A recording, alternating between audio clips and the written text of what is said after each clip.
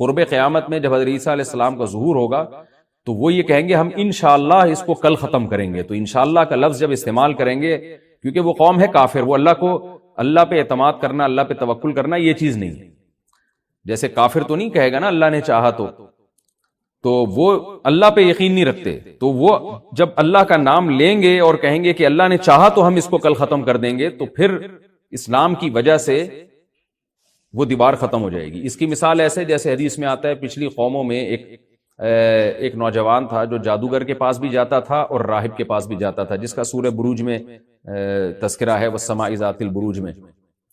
تو جب وہ نوجوان پکڑا گیا، وہ مسلمان ہو گیا تھا، بادشاہ نے اس کو بھیجا تھا جادوگر کے پاس کہ جادو سیکھے، لیکن وہ راہب کے پاس جاتا، عیسائیت سیکھی اس نے اور نیک مسلمان بن گیا. تو بادشاہ نے اس کو قتل کرنے کی حتی الامکان کوشش کی، مگر وہ قتل نہیں ہو پا رہا تھا. بادشاہ نے اس کو پہاڑ پہ بھیجا اپنے سپاہیوں کو لے کے کہ پہاڑ سے لے جا کے اس کو گرا دو، لیکن اللہ نے مدد کی کہ وہ سپاہی گر گئے، یہ بچ گیا. بادشاہ نے حکم دیا اس کو سمندر میں لے جا کے غرق کر دو، وہ سارے سپاہی غرق ہو گئے، یہ بچ گیا.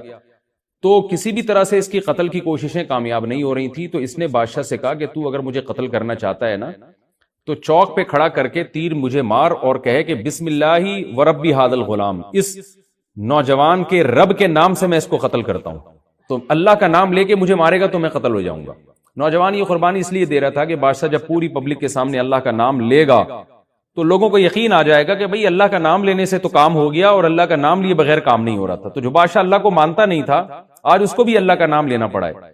تو نوجوان نے یہ قربانی اس لیے دی کہ بادشاہ جب اللہ کا نام لے گا لوگوں کو اللہ کی ذات پہ یقین آئے گا اور لوگ مسلمان ہو جائیں گے، عیسائیت کو قبول کر لیں گے.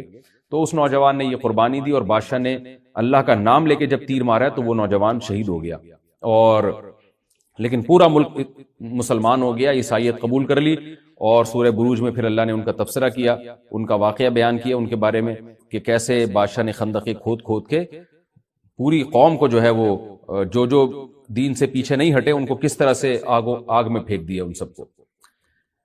تو اس سے پتہ چلتا ہے کہ کافر بھی بعض دفعہ جب اللہ کا نام لیتا ہے نا تو اس کو دنیاوی فائدہ ہو جاتا ہے. تو یاجوج ماجوج بھی تنگ آ کر پھر اللہ کا نام لیں گے اور کہیں گے اللہ نے چاہا تو ہم اس دیوار کو کل ختم کر دیں گے، اور بالآخر وہ دیوار ختم ہو جائے گی. پھر قرآن کے الفاظ ہیں آگے کہ جب یہ دیوار ختم ہوگی وَتَرَكْنَا بَعْضَهُمْ يَوْمَئِذٍ. اچھا میں بتا رہا تھا کہ حدیث سے کیا پوائنٹ پتہ چلتے ہیں، تو یہ 5 پوائنٹ ہو گئے. چھٹا پوائنٹ یہ کہ حضرت عیسیٰ ہی کے دور میں یہ کسی وبا کے ذریعے ہلاک ہو جائیں گے. حضرت عیسیٰ علیہ الصلوۃ والسلام اتنے زیادہ ہوں گے کہ ان سے لڑنا ممکن نہیں ہوگا، جیسے کہ قرآن میں بھی آ رہا ہے وَتَرَكْنَا بَعْضَهُمْ يَوْمَئِذٍ يَمُوجُ فِي بَعْضٍ. ہم ان میں سے بعض کو بعض کے اندر گھسا دیں گے، اتنی کثرت سے ایک دوسرے میں، آبادی کی کثرت بہت ہوگی ان کی، گھسے ہوئے ہوں گے ایک دوسرے میں، یہ جیسے چیونٹیاں اور مکوڑے ہوتے ہیں، تو ان سے لڑنا ممکن نہیں ہوگا. تو حضرت عیسیٰ علیہ الصلوۃ والسلام لوگوں کو لے کے کوہ طور پہ چلے جائیں گے اور باقی مسلمان وہ اپنے اپنے گھروں کے اندر بند ہو جائیں گے، اور پھر اللہ کی طرف سے ایک وبا آئے گی اور اس وبا میں یہ سارے کے سارے ہلاک ہو جائیں گے. اور پھر جب ہلاک ہو جائیں گے تو اتنی زیادہ ان کی لاشیں زمین پہ ہوں گی، اتنی زیادہ کہ انسانی آبادی ان کی لاشوں سے متعفن ہونا اور بیمار ہونا شروع ہو جائے گی. ان کی لاشوں سے بدبو اٹھے گی، اور ظاہر ہے انسان ہوں گے یہ، تو اس کی وجہ سے جو زمین کا ماحول خراب ہوگا. پھر حضرت عیسیٰ علیہ الصلوۃ والسلام اللہ سے دعا مانگیں گے کہ اللہ تعالیٰ ان کو کسی طرح ٹھکانے لگائے، کوئی انتظام کرے. پھر حدیث میں آتا ہے بارشیں ہوں گی اور سیلاب آئیں گے اور ان کی لاشیں بہہ بہہ کے پانیوں میں جا کے، سمندروں میں جا کے ختم ہو جائیں گی. اللہ تعالیٰ ان کو اس طرح سے ٹھکانے لگائے گا. تو یہ یہاں تک جتنے بھی مضامین ہیں یہ صحیح احادیث سے ثابت ہیں. تو قرآن کہتا ہے وَتَرَكْنَا بَعْضَهُمْ يَوْمَئِذٍ يَمُوجُ فِي بَعْضٍ. ہم ان میں سے بعض کو بعض میں چھوڑ دیں گے، بہت کثرت ہوگی. وَنُفِخَ فِي الصُّورِ. اور پھر سور پھونکا جائے گا. قرآن میں تو یہ کہ سور پھونکا جائے گا ایسے لگ رہا ہے جیسے فوراً پھونکا جائے گا، مگر احادیث میں تفسیر ہے کہ فوراً نہیں پھونکا جائے گا. یاجوج ماجوج قیامت کی نشانیوں میں سے ایک بہت بڑی نشانی ہوگی، یعنی یہ اس بات کی علامت ہوگی کہ اب قیامت بہت قریب ہے. تو حضرت عیسیٰ ابن مریم علیہ السلام جب نازل ہوں گے، میں تھوڑی سی ترتیب بیان کر دیتا ہوں کہ جو کیونکہ بات یاجوج ماجوج کی چل رہی ہے تو اس سے منسلک جو واقعات ہیں جو اس دور میں ہوں گے وہ بھی میں اسی لیکچر کے ضمن میں بیان کر دیتا ہوں. ہمیں صحیح حدیث سے یہ پتہ چلتا ہے کہ قرب قیامت میں جب مسلمان بہت قسمہ پرسی میں ہوں گے تو خراسان سے لشکر اٹھے گا. خراسان یہ افغانستان اور ایران کا حصہ، اس علاقے کو نبی صلی اللہ علیہ وسلم کے دور میں خراسان کہا جاتا ہے، جس میں قندھار بھی آتا ہے، ایران کا بھی حصہ آتا ہے اس میں. تو یہاں سے لشکر اٹھے گا، مجاہدین لڑیں گے بہت بڑی تعداد میں، دنیا میں جہاد ہوگا کہ مسلمان ظلم کی چکی میں پس کے تنگ آ چکے ہوں گے، اور لڑتے لڑتے حدیث میں آتا ہے اتنی بڑی بڑی لڑائیاں ہوں گی کہ 1/3 مسلمان شہید ہو جائیں گے اس میں، 1/3 مجاہدین جو لڑنے والے ہوں گے، اور 1/3 جو ہوں گے وہ میدان جنگ سے بھاگ جائیں گے، اور 1/3 کو اللہ فتح عطا فرمائے گا. تو جو 1/3 میدان جنگ سے بھاگ جائیں گے، نبی صلی اللہ علیہ وسلم نے فرمایا ان کی توبہ کبھی قبول نہیں ہوگی. جو 1/3 شہید ہو جائیں گے وہ افضل ترین شہداء ہوں گے اس وقت کے، اور 1/3 کو اللہ تعالیٰ غلبہ عطا فرمائیں گے. ایک واقعہ تو ہمیں قرب قیامت میں نبی صلی اللہ علیہ وسلم سے یہ ملتا ہے صحیح حدیث سے. دوسرا ہمیں یہ ملتا ہے کہ قرب قیامت ہی میں مسلمان قسمہ پرسی کا شکار ہوں گے، تو تلاش کریں گے حضرت مہدی کو، کیونکہ حضرت مہدی وہ شخصیت ہیں جن پہ تمام نیک لوگ جمع ہو جائیں گے اور وہ مسلمانوں کی میدان جنگ میں کمانڈ کریں گے، جہاد میں کمانڈ کریں گے. تو ان کو بیت اللہ میں تلاش کیا جائے گا. وہ رسول اللہ صلی اللہ علیہ وسلم کی اولاد میں ہوں گے، اور لوگ ان کو پہچان لیں گے، اہل اللہ پہچان کر ان کو اپنا امیر بنائیں گے، اور ان کی قیادت میں پھر لڑائی اور جہاد شروع ہوگا.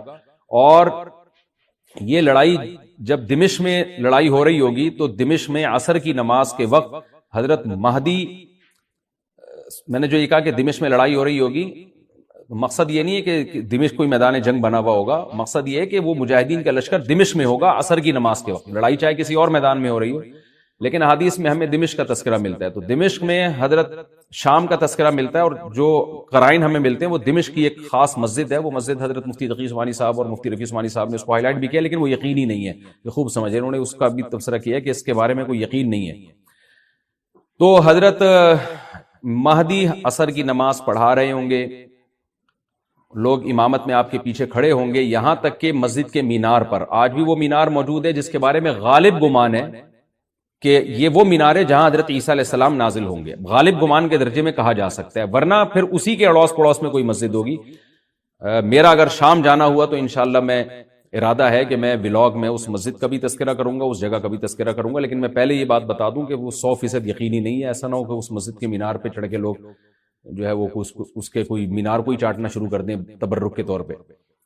تو عصر کی نماز کا ٹائم ہوگا، حضرت عیسیٰ ابن مریم علیہ الصلوۃ والسلام فرشتوں کے کندھوں پہ ہاتھ رکھ کے نیچے اتریں گے نماز کے ٹائم پہ، یعنی آسمان سے مینار تک آئیں گے، اور پھر مینار سے آپ کے لیے سیڑھیاں لگائی جائیں گی. سیڑھیوں کے ذریعے مینار سے نیچے اتریں گے اور لوگ ان کو پہچان لیں گے. حضرت مہدی ان کو امامت کے لیے آگے کریں گے کہ آپ اللہ کے ایک پیغمبر ہیں، آپ نماز پڑھائیے. حضرت عیسیٰ علیہ السلام انہی کو آگے رکھیں گے، اور اس طرح کا مفہوم ہے حدیث میں کہ اللہ نے اس کام کے لیے آپ کو ہی منتخب کیا. کیا مطلب یہ امامت اس امت کا حق ہے. تو حضرت عیسیٰ ابن مریم علیہ الصلوۃ والسلام کا جو کام ہوگا وہ جہاد ہے اور یہودیوں سے انتقام لینا، کیونکہ یہودیوں نے اپنے خیال میں حضرت عیسیٰ کو قتل کیا تھا، تو اللہ نے یہودیت ہی کے خاتمے کے لیے اور دجال کے خاتمے کے لیے عیسیٰ ابن مریم کو نازل کیا. حضرت مہدی سے پہلے ہی دجال ظاہر ہو چکا ہوگا. دجال کے بارے میں حدیث میں آتا ہے کہ ہر پیغمبر نے اپنی امت کو دجال کے فتنے سے ڈرایا ہے. اچھا، یہ دجال ایک ایسی شخصیت ہے جس کا یہودی انتظار ہم سے زیادہ کر رہے ہیں، کیونکہ یہودی اس کو اپنے لیے نجات دہندہ سمجھتے ہیں، جبکہ حدیث میں آتا ہے کہ دجال کانا ہوگا اور اس کا خدائی کا دعویٰ ہوگا. اس کے پاس کچھ ایسی طاقتیں ہوں گی کہ مردے کو زندہ کر دے، زندہ کو مار دے. ایک طرف اس کے باغ ہوگا، ایک طرف اس کے آگ ہوگی. جو اس پر ایمان لائے گا اس کو باغ میں داخل کرے گا، اور جو اس پر ایمان نہیں لائے گا اس کو آگ میں داخل کرے گا. اور رسول اللہ صلی اللہ علیہ وسلم نے فرمایا اس کی جو آگ ہے حقیقت میں وہ جنت کا باغ ہوگا، اور اس کا جو باغ ہے حقیقت میں وہ جہنم کی آگ ہوگی. تو جو نبی کی باتوں پہ یقین کرتے ہیں وہ دجال کے فتنے سے محفوظ رہیں گے. اور حدیث میں سورہ کہف کی بھی تلاوت کا حکم ہے. جمعے کے دن جو کہف کی تلاوت کرتا ہے اللہ اس کو دجال کے فتنے سے محفوظ رکھتا ہے. اب آپ دیکھیں یہ سورہ کہف میں ہی قیامت کی علامات کا تذکرہ ہے نا، تو شاید اسی وجہ سے کیونکہ جو سورہ کہف پڑھتا رہے گا وہ یاجوج ماجوج کے واقعات بھی پڑھتا رہے گا اور اللہ کی قدرت کے واقعات بھی پڑھتا رہے گا، تو دجال کے فتنے سے اللہ اس کو اس برکت سے بچا کے رکھیں گے، فتنے سے محفوظ رکھیں گے.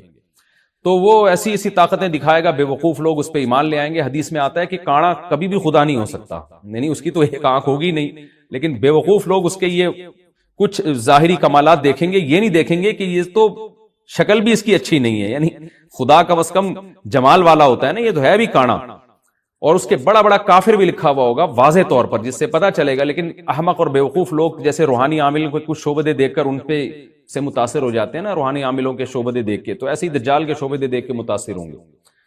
تو بہت لوگوں کو، خلقت کو، بہت بڑی امت کو گمراہ کرے گا دجال. اہل اللہ کو اللہ تعالیٰ اس کے فتنے سے محفوظ رکھے گا. پھر حضرت عیسیٰ ابن مریم جب نازل ہوں گے تو وہ دجال کو قتل کریں گے. حدیث میں آتا ہے کہ نیزے کے ذریعے گھوڑے پہ بیٹھ کے قتل کریں گے. علماء نے اس حدیث کا دو مطلب بیان کیے ہیں کہ یا تو اس کا مطلب یہی ہے کہ واقعی گھوڑے پہ بیٹھیں گے، نیزہ استعمال کریں گے، اور زمین جو ہے وہ اتنی پہلے اس سے جنگیں ہو چکی ہوں گی کہ لوگ دوبارہ تلواروں گھوڑوں کی طرف آ جائیں گے. اس بات کا امکان ہے، ہر ملک ایٹمی طاقت بن چکا ہے، تو اگر یہ ایٹم بم سارے ملک آپس میں چلا دیں تو ہم دوبارہ گدے گھوڑوں والی زندگی پر آ جائیں گے. ٹیکنالوجی ساری تباہ و برباد ہو جائے گی، انسان کی ترقی. تو اس بات کا بھی امکان ہے کہ کوئی اس سے پہلے ہو سکتا ہے کوئی ایسی جنگ عظیم ہو کہ انسانیت دوبارہ پہاڑوں پتھروں کے دور میں آ جائے. لیکن ظاہر یہ معلوم ہوتا ہے کہ رسول اللہ صلی اللہ علیہ وسلم نے جو کلام کیا ہے، ظاہر ہے اس دور کے لحاظ سے جو لوگوں کے، جہاں تک جو لوگوں کی مینٹل اپروچ ہے وہاں تک، تو نبی صلی اللہ علیہ وسلم میزائل یا اور ٹینکوں کا تذکرہ کرتے تو کیا سمجھ میں آتا؟ تو گھوڑے سے مراد ہے جو اس زمانے کا گھوڑا ہوگا، اور نیزے سے مراد ہے اس زمانے کا جو اسلحہ ہوگا، کیونکہ نیزہ نبی کے دور کا ایک مناسب اسلحہ تھا اور گھوڑا نبی کے دور کی میدان جنگ کی ایک مناسب سواری تھی. تو اس سے یہ بھی پتہ چلتا ہے کہ ہو سکتا ہے عیسیٰ ابن مریم نیزے کے بجائے کلاشنکوف کا استعمال کر لیں. تو یعنی وہ نیزہ جو ہے وہ اس کلاشنکوف کی یا جو بھی اسلحہ اس وقت حضرت عیسیٰ ابن مریم استعمال کریں گے اس کی ایک تعبیر ہے. تو اس کا بھی پورا امکان ہے. تو ہمیں بہرحال اتنا ایمان ہمارے لیے ضروری ہے کہ دجال کو قتل کرنے والی جو ذات ہے، جو شخصیت ہے، وہ عیسیٰ ابن مریم علیہ الصلوۃ والسلام. تو حضرت عیسیٰ کے ذریعے اللہ تعالیٰ دجال کو قتل کریں گے، اور حضرت عیسیٰ کی قیادت میں زبردست جہاد ہوگا. حدیث میں آتا ہے کہ عیسیٰ ابن مریم اس دنیا کو امن سے بھر دیں گے. اتنا امن ہو جائے گا اور اتنی مالی فراوانی ہوگی، اتنی مالی، کیونکہ دنیا میں مال بہت ہے، ڈسٹریبیوشن صحیح نہیں ہے. جو تقسیم ہے نا مال کی وہ ظالمانہ ہے، جس کی وجہ سے غریب سے غریب تر ہے، امیر سے امیر تر ہے. حضرت عیسیٰ ابن مریم ایسا نظام قائم کریں گے کہ جس سے مال کی صحیح تقسیم، اور لوگ اٹھیں گے زکوٰۃ کا مستحق تلاش کریں گے اور لوگوں کو زکوٰۃ کا مستحق نظر نہیں آئے گا. غریب تلاش کرنا مشکل ہو جائے گا. یعنی ایک آدمی، حدیث کا مفہوم ہے کہ زکوٰۃ لے کے گھومتا رہے گا اور اس کو کوئی غریب نہیں ملے گا. اتنی مالی فراوانی ہو جائے گی. پھر ترمذی کی روایت میں آتا ہے کہ اللہ کی طرف سے برکتیں ایسی نازل ہوں گی کہ بڑے بڑے انار پیدا ہوں گے، بڑے بڑے انگور پیدا ہوں گے، زمین اپنی برکتیں کھول دے گی.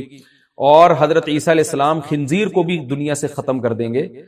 خنزیر کی نسل کو ختم کر دیا جائے گا. وَيَضَعُ الْجِزْيَةَ، اور جزیہ کا نظام ختم. اما الاسلام و اما السیف، یا تو تلوار یا اسلام، اس کے علاوہ نہیں. تو نبی صلی اللہ علیہ وسلم کو اللہ نے جس مقصد کے لیے دنیا میں بھیجا تھا، اس مقصد کی جو تکمیل ہے وہ عیسیٰ ابن مریم کے ذریعے. باقی اس میں حکمتیں کیا ہیں اس پر میرے الگ سے بیانات موجود ہیں کہ اللہ نے حضرت عیسیٰ ابن مریم کا انتخاب کیوں کیا اس کام کی تکمیل کے لیے. اسی امت میں کوئی کیوں منتخب نہیں کر لیا، یا یہ کہ پیغمبر صلی اللہ علیہ وسلم ہی کے ذریعے پوری دنیا میں اسلام کو غالب کر دیا جاتا. اس میں کیا حکمتیں ہیں، اس پر میرے الگ سے بیانات موجود ہیں. ابھی تو میں کوشش کرتا ہوں کہ تفسیر سے میں جو ٹو دا پوائنٹ بات ہے اس سے یہاں اس لیکچر میں نہ ہٹوں. تو اسی وقت حضرت عیسیٰ ابن مریم اس کو یاجوج ماجوج کو قتل کریں گے اور دنیا انصاف سے بھر جائے گی. اور اللہ تعالیٰ نے جو پیغمبروں کو دنیا میں بھیجا تھا اس کا مقصد کیفیت اور کمیت دونوں لحاظ سے حاصل ہو جائے گا. اس کے بعد پھر آہستہ آہستہ دنیا میں زوال شروع ہوگا، اور پھر جب پوری دنیا کے لوگ زوال کا شکار ہوتے ہوتے کفر کی طرف جائیں گے، گناہوں کی طرف.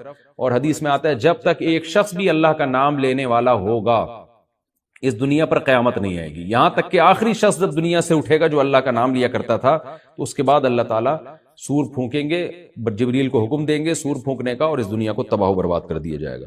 تو آگے قرآن کہتا ہے وَنُفِخَ فِي الصُّورِ، اور پھر سور میں پھونکا جائے گا. فَجَمَعْنَاهُمْ جَمْعًا، پھر ہم ان تمام انسانوں کو جمع کر دیں گے. وَعَرَضْنَا جَهَنَّمَ يَوْمَئِذٍ لِّلْكَافِرِينَ عَرْضًا، اور قیامت کے دن ہم جہنم کو یومئذ، جس دن ایسا ہوگا یعنی جس دن سور پھونکا جائے گا، یہ دوسرا سور مراد ہے، للکافرین عرضا، کافروں کے سامنے پیش کر دیں گے. الذین کانت اعینہم فی غطاء عن ذکری، یہ وہ لوگ ہیں جن کی آنکھیں میری یاد سے پردے میں پڑی ہوئی تھیں، یعنی میری یاد کی چیزیں ان کو نظر ہی نہیں آتی تھیں، غفلت میں پڑی ہوئی تھی جن کی آنکھیں. وَكَانُوا لَا يَسْتَطِيعُونَ سَمْعًا، اور یہ سننے کی صلاحیت بھی نہیں رکھتے تھے، نہ حق بات سنتے تھے نہ حق دیکھتے تھے، بس اپنے خواہشات کی جو چیزیں ہیں وہ ان کو اچھی لگتی تھیں اور وہی ان کو سمجھ میں آتی تھیں. تو یہ ہمارا رکوع الحمدللہ کمپلیٹ ہو گیا. اس رکوع میں ہمیں بہت سارے اسباق ملتے ہیں، میں نمبر وار اس کو مختصراً بیان کر دیتا ہوں. پہلی بات تو یہ کہ دیکھیں اللہ تعالیٰ نے کیسے کیسے بادشاہ دنیا میں بھیجے ہیں اور کتنے پاورفل بادشاہ. حضرت ذوالقرنین کا نام ہی قرن والا، دو کناروں والا. زمین کے بہت بڑے حصے کو حضرت ذوالقرنین نے فتح کیا. اور اللہ کے نیک بندے کیسے اللہ کے راستے میں لڑتے رہے ہیں.